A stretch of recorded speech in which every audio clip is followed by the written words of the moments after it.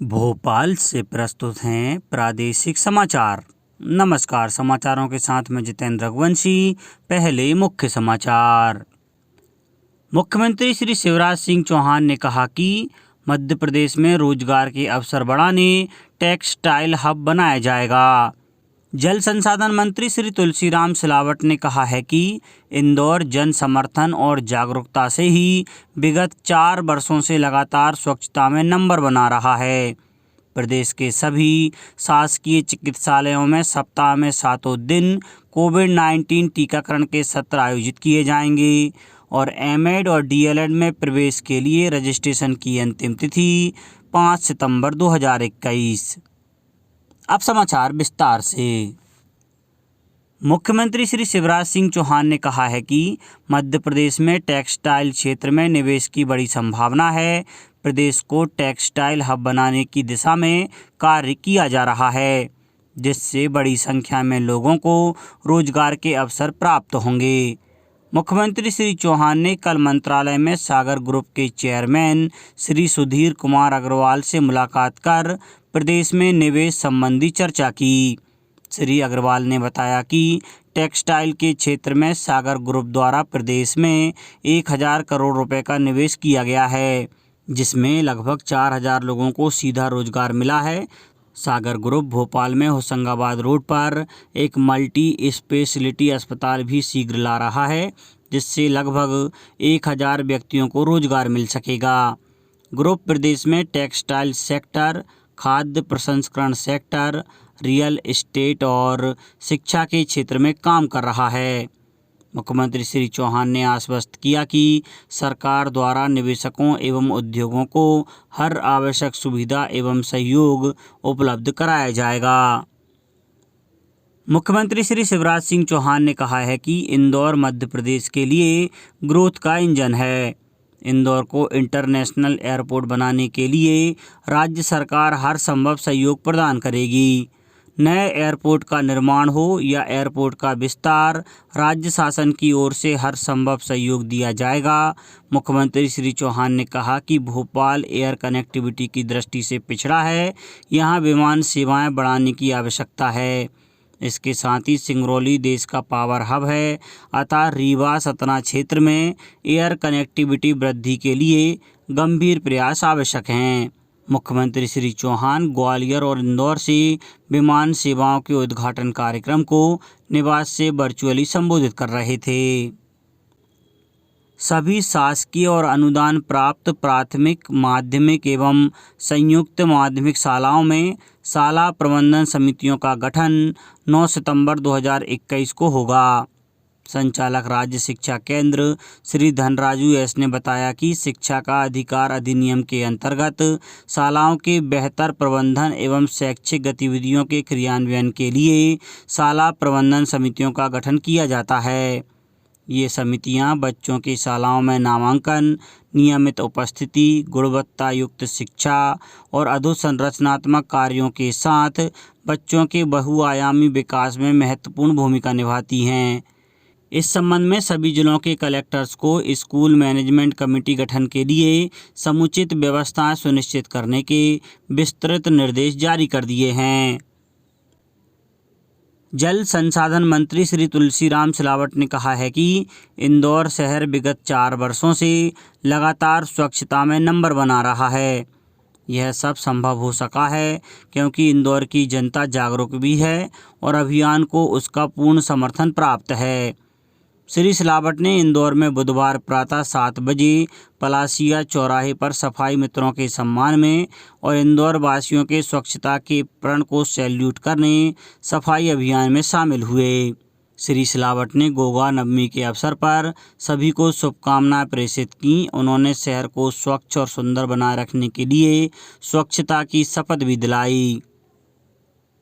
आज़ादी का अमृत महोत्सव श्रृंखला में state science and technology programme के अंतर्गत आज STI इकोसिस्टम फॉर आत्मनिर्भर भारत विषय पर वेबिनार होगा। सुबह 11 बजे वर्चुअल होने वाले इस वेबिनार का उद्घाटन केंद्रीय विज्ञान एवं प्रौद्योगिकी तथा पृथ्वी विज्ञान राज्य मंत्री डॉक्टर जितेंद्र सिंह करेंगे।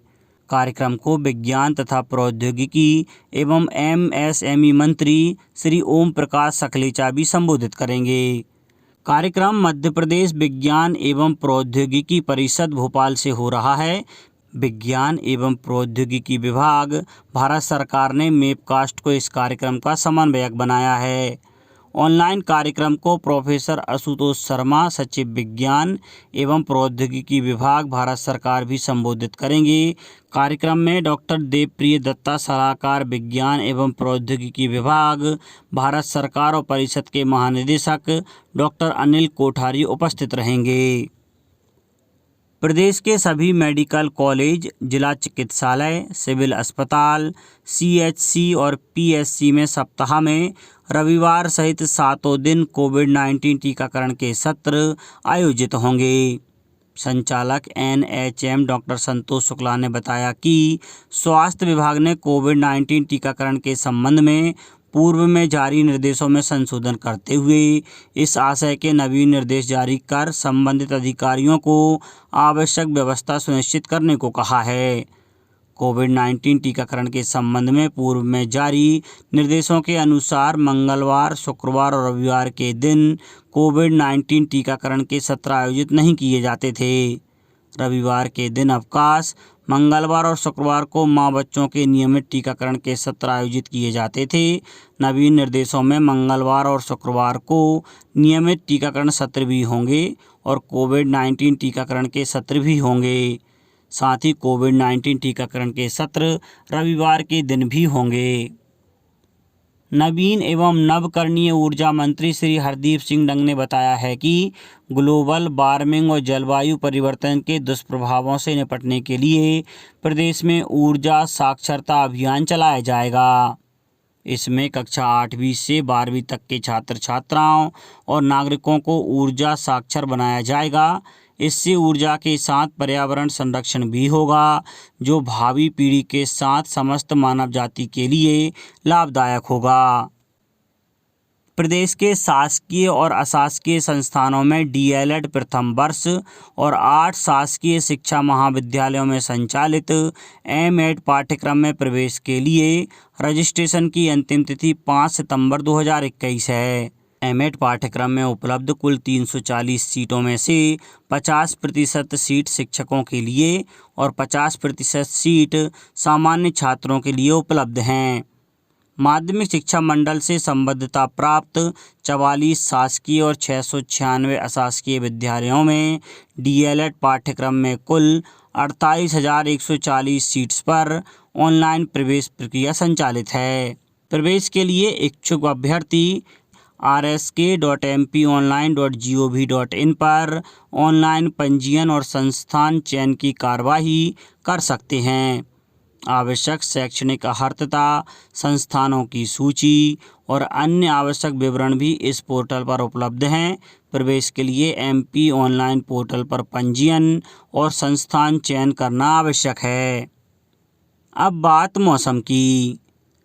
मध्य प्रदेश में एक्टिव मानसून के चलते अगले 24 घंटों के भीतर कई जिलों में तेज बारिश के आसार हैं।